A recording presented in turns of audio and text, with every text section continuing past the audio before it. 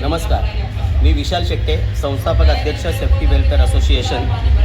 काल जे स्टँडिंगमध्ये जो विषय घेतलेला आहे की न्यू प्रिया कलेक्शन या गाळ्याला सील केला आहे व तो चुकीच्या पद्धतीने सील केलेला आहे। तर मला मुळात हे सांगायचं आहे की फेरीवालाचा जो विषय आहे तो याच्यामध्ये कुठेही नाही आहे।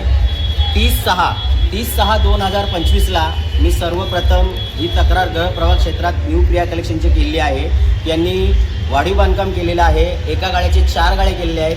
त्यानंतर कुठलीही कारवाई नाही झाली। मग मी माहितीचा अधिकार दिला आहे। माहितीच्या अधिकारामध्ये नगररचना विभागाने सरळ मला उत्तर दिलं आहे की तुम्ही मागितलेली माहिती अभिलेखात उपलब्ध नाही। या अर्थी हे जे बांधकाम आहे हे अनधिकृत आहे आणि याची गेली 10 महिन्यापासून मी पाठपुरावा करत आहे आणि याला कारवाई करायची मागणी करत आहे। 21 तारखेला सकाळी मी सोशल मीडियावरती सर्व माझे कागदपत्र टाकून भारत पवार हे अकार्यक्षम अधिकारी आहे म्हणून मी सांगितलं आहे आणि यांनी या गाळ्यावर तात्काळ कारवाई करावी आणि तुम्ही कारवाई केली नाही तर मी तीव्र आंदोलन छेडणार आहे। त्यानंतर त्या गाळ्याला सील करण्यात आलेलं आहे। काल स्टँडिंगमध्ये सन्माननीय नगरसेवक मंदार हळवे साहेबांनी सांगितलं की ही जी कारवाई चुकीची आहे, तुम्ही त्यांना नोटीस दिली पाहिजे आणि अनधिकृत जर गाळा असेल तर तुम्ही तो तोडून टाकण्यात यावा। तर मी सांगणार आहे की सोमवारी मी पुन्हा एकदा या गाळ्याविषयी स्मरणपत्र देणार आहे। संबंधित अधिकाऱ्यांनी याला नोटीस बजवावी आणि हे नगररचना विभागाने धडधडीत सांगितलेलं आहे की सदर वाढीव बांधकाम हे इल्लीगल आहे। त्यातला मोबाईलचा गाळा हा तर 100% इल्लीगल आहे, 1 इंचसुद्धा तो लीगल नाही आहे। तर अशा इल्लीगल गाळ्यावर तात्काळ यांनी कारवाई करावी व ते काढून टाकण्यात यावे। यात तो जो भाडोत्री आहे सुंदरम गवंडर यांनी स्वतः काल माध्यमांसमोर सांगितलेलं आहे की माझ्या गाळ्याचं शटर हे बाहेर आहे, अनधिकृत आहे आणि असे डोंबिवलीमध्ये बरेचसे गाळे अनधिकृत आहे। म्हणजे हा व्यापारी संघटनेचा अध्यक्ष स्वतःच सांगतोय की माझा गाळा अनधिकृत आहे आणि सगळे गाळे अनधिकृत आहे। जर हा अध्यक्ष जर अनधिकृत बांधकामाला जर वाव देत असेल तर कोणाकडनं न्यायाची अपेक्षा करावी।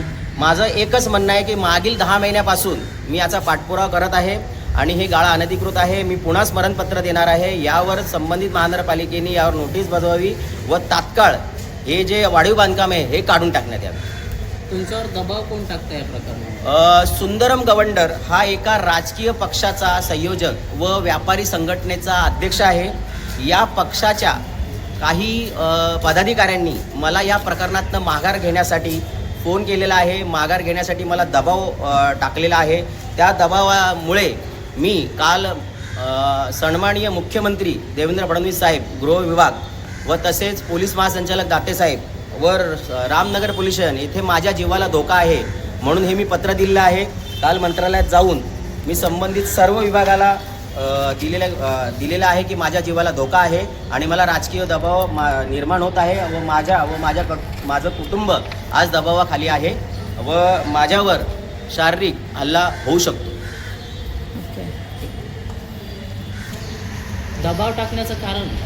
दबाव टाकण्याचं कारण हेच आहे की मी या गाळ्या मागील 10 महिन्यापासून या वाढीव बांधकामावरती पाठपुरावा करत आहे आणि या वाढीव बांधकामाचा जो मूल मालक आहे तो अजूनही पुढे आलेलाच नाही आहे। मूल मालक बाजूला आहे, ज्यांनी हे गाळं भाड्याने घेतलेलं आहे हा सुंदरम गवंडर हा राजकीय पक्षाचा पदाधिकारी आहे आणि यांनी स्वतः त्या गाळ्यामध्ये पोटभाडे करून ठेवलेला आहे। याच्यामुळे मला हे राजकीय लोकांकडनं दबाव येत आहे की तुम्ही ही तक्रार मागे घ्या।